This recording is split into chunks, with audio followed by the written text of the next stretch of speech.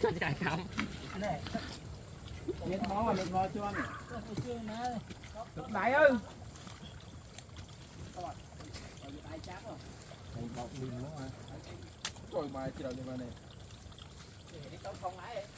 Tới chỗ rồi. Tiền quay ngon quay. Mò cho nó này chứ nữa.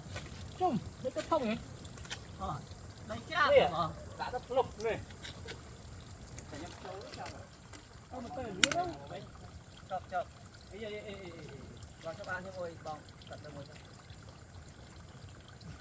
Nóng. Ăn rồi. Chốc. Mai sẽ búa sẽ nó tiền nó nó tiền à phải hãy để phong tan đi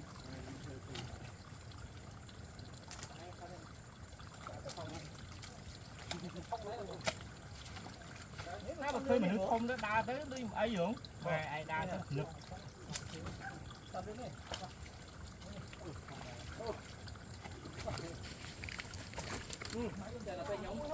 đó không hai nữa không mà mấy trong nó nam mình như vậy mấy chủ có ăn không lại xuống này để chơi đứng đi cho mùi không 10 năm không